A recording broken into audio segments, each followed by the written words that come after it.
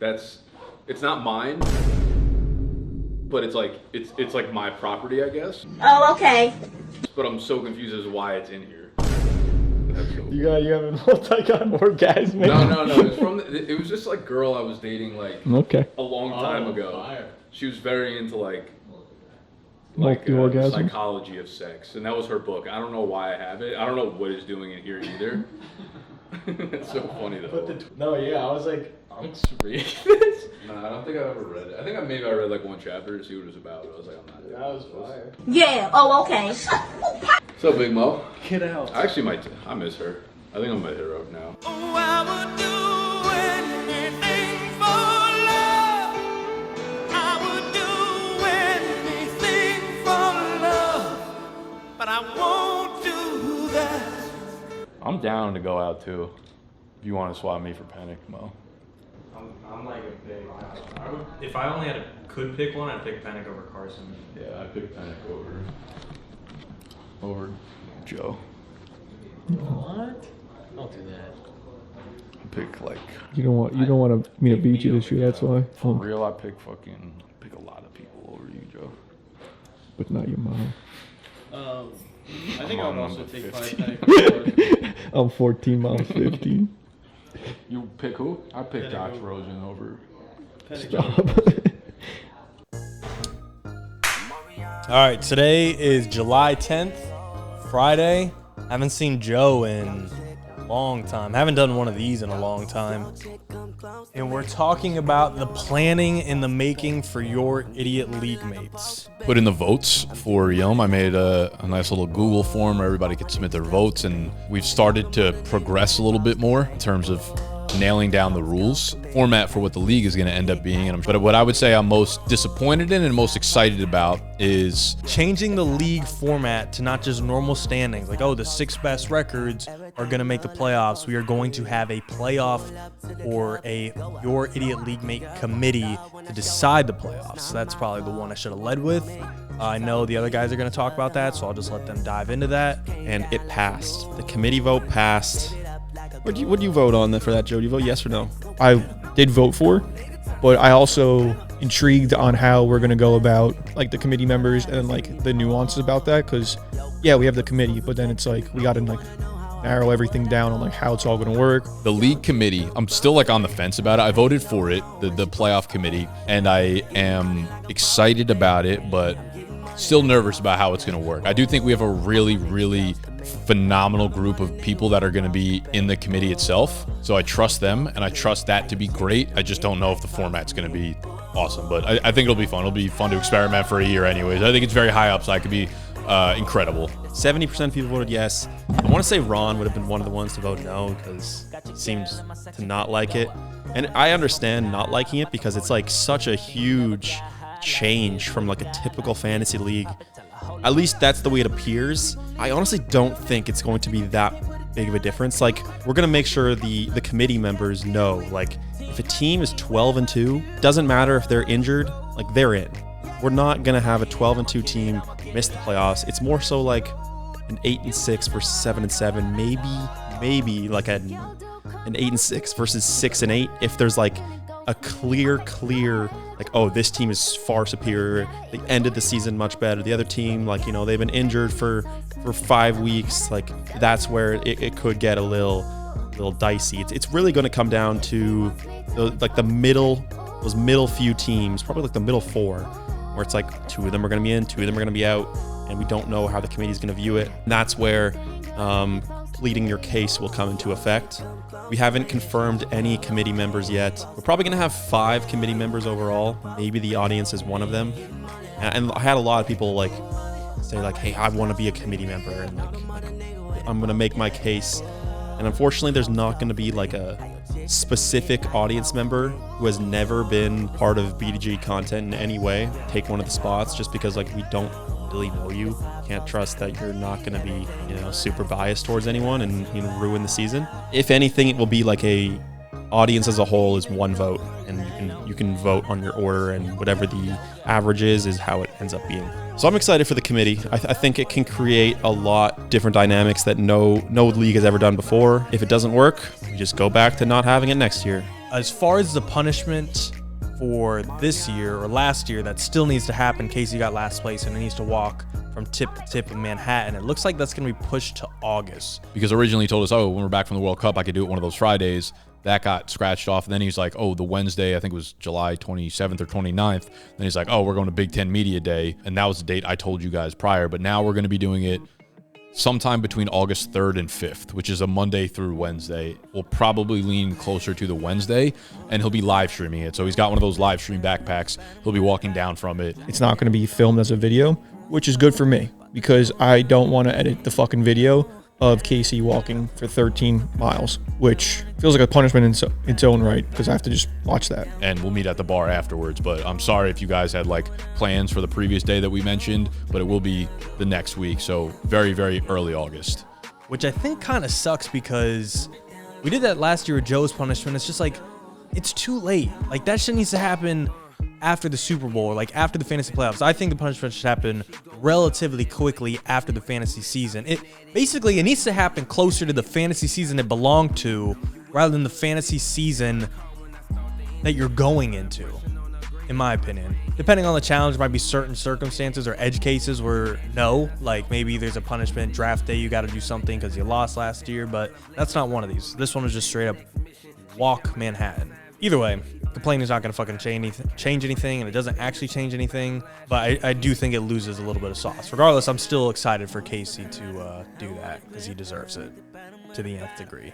But he's low-key got, like, steps in the bag. Like, he's been you guys probably know, he's been on his World Cup journey the last month, just hustling and bustling every single day.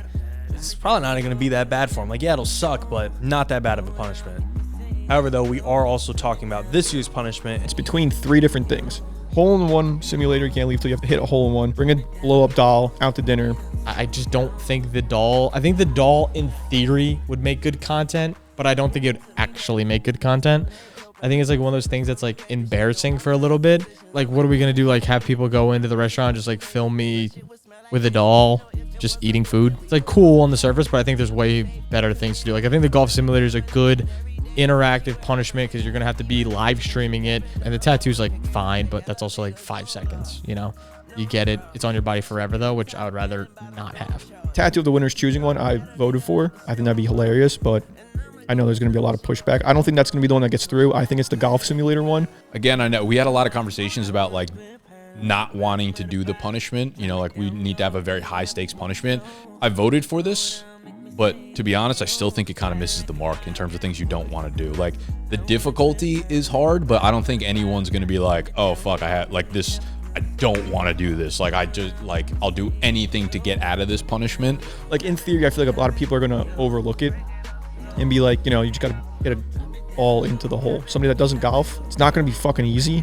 And then on top of that, just, this is coming right off of the Nelk stream where they, not even just one person, there was a bunch of people trying to hit a hole-in-one, went like 92 hours straight on a real golf course trying to hit a hole-in-one, which is fucking insane. So not looking forward to that. Like, hope to God I'm not the one fucking sitting in a golf simulator for 92 plus hours trying to hit a hole-in-one. I can see how that, after the days of not hitting it and somebody stuck in it, like if Gut's missing work for 7 days because he still hasn't hit a hole-in-one. The golf simulator, like I was thinking this entire time, like where are we going to find a place? Like where are we going to find a place to do a golf simulator for what could be 3 days? Like you don't know. I remember then in my apartment, there's a golf simulator. So I could ask my property manager or whatever, maneuver something there, figure something out. And I'm sure we could get something done where we could use that for as long as we need. Once Joe gets a hole-in-one, then it's over anyway. So, you know, calls it a day. But yeah, that's pretty much it for the punishment, everything. I hope it's golf simulator. If it's not, that would kind of suck. I don't want a tattoo.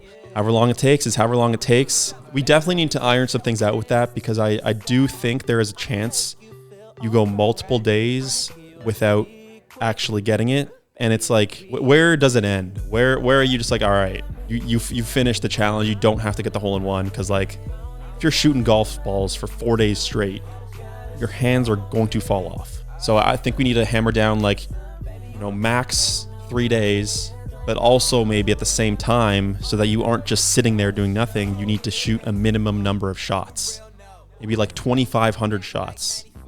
Just a number that popped in my head. I think it's like a good punishment in the fact that it could make good content and like it has the chance of someone having to do it for like 3 fucking straight days, which is obviously crazy and miserable. I'm sure, yeah, day 4, like of course, but I'm talking about like going into the way that you were thinking about like the comedy thing. I'm like, if I'm in last place, I'm like, all right, I have the golf simulator next week. I'm not gonna be like dreading it, to be honest. I agree with you, but I think it'll set in like after like maybe 12 hours. You're like, oh fuck. I think after a couple hours, like my like lats are gonna start hurting, my hands are gonna start blistering and shit like that. Like, it definitely will be terrible. It's be like one of the ones where it's like the ramp up to it's like very minimal, but when you're in it, you're like, oh. In it for sure.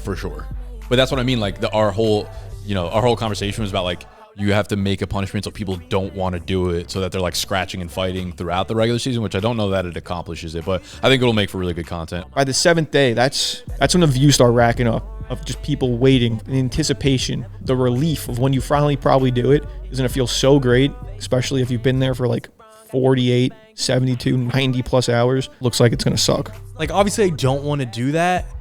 My biggest concern is like, I feel like those simulators are programmed to not let you get hole-in-ones. I deadass would rather do that on a course. And this is coming from someone who doesn't know how to golf, doesn't golf, can't golf, bad at golf. But I know if it's outside, it's like, okay, eventually it will just go in there rather than leaving it up to a computer and I'm like hitting this wall. Like, when's the last time this simulation was updated? What's the algorithms in this simulation? Is there some firewall that's like hole-in-ones aren't even allowed? I don't know. It's just, I don't really trust it, but that's also why it's like a good punishment, because maybe this shit will go on for 3 days. And I think the plan is to live stream it the entire time. So again, you can't leave until you hit the hole-in-one, and it's gonna be live streamed the whole time. So some people might just tune in and we're like sleeping for whoever it is. So no tight end premium. I did vote for tight end premium this year. Sexy made a compelling argument, and I was like, you know what? I'd rip tight end premium, but didn't go through. It was a 50, I think it was a 50-50 split, but you needed 6 votes to get it over the hump. Just barely not passing. 50% of people voted to pass it. We needed 1 more vote. Yeah, I mean, I think it'd make the league better. I've already made my argument. Don't need to make it again. I guess there's always next year. Tight end premium got fucking voted down again, so that's stupid as shit. I should just fucking skew it. Tell everybody, oh, you can only submit 1 answer, and then I submit like 7 myself. It's really what I should be doing. I should be abusing my power. I'm like interim commish, and just like nothing's gonna change, so I'm just gonna end up being commish of the league from this point forward. So yeah, I probably need to start abusing my power. Also, yeah, I was watching a documentary on Netflix about like America's beginnings and like the Revolutionary War. George Washington was really him. Like, I didn't know that. Do you know that? Like, he was like really, yeah. People will tell me that I remind them of George Washington. You and your wooden teeth. Me and my 6'4" stature, imposing will, humility, red hair. Next year, we just need 1 more person, and that's why we need these 2 people who are coming to the league now to be tight end premium fans. again, there was 2 open spots. 1 spot, pretty much everyone was in, like, for sure that guy should get it. The second to last spot, or the second spot though, large discourse. Like there's 10 members, it's like 3 guys want him, 3 guys want him, 3 guys want him, 1 guy wants him. There's not much of an agreement. There's like 4 different groups of people disagreeing and agreeing. I feel like he's the only one of them that's actively trying to get it, and that's a benefit. Have talked to Penix 0 times, and Hoodie Allen was winning content 1 time and he was mid as fuck. You just knew Jets. No, we need week 5 Mo hoodie. Penix pulled up every time. Doesn't matter because neither of them are getting it. Hoodie would be a great one on the committee. He'd be good. I've actually got pretty heated in the group chat with Sexy because he's a fucking idiot. But it seems like neither of our guys are going to get in. So I guess that's a pretty good compromise if you ask me at the end of the day. Kind of hyped. Draft day's coming up. Oh, Nick just texted in the group chat. Icy Vert is the last member. From the Snapback side, who I'm sure a lot of you guys follow on Twitter. And then we'll be adding 1 outside party to the league, and that will be a combination of Carson and Logan from Nerd Sesh. Great additions to the group. I mean, I wanted to give Jack and Snapback one spot, obviously, because we're very BDG heavy into it. And we obviously started the league, so like I think that's the way, at least it should have started off and should be. But, Snapback's been more and more present in the videos. I think it just makes sense as, again, we've done a lot of content together. We do a lot of events together. Which I thought was like the easy 2, but Jack originally was like no to him. Yeah, but I think it's a no-brainer. Yeah, I don't think I'd put him on the poll. I think I would just make that decision. Yeah, just because we have another Snapback rep. Like originally, it makes if Vert was in, we would only be having the poll for the 12th member. And then for Tom. But Jack was originally saying, I'm talking to him and Casey. He had the same information he had now. He's like, I think we don't have a second option that we love, and Casey thinks he'd be good, which both of those things he knew beforehand, which like we had a whole 2-hour talk of who the other options were, so I don't know where he thought like a random other great option was going to come from.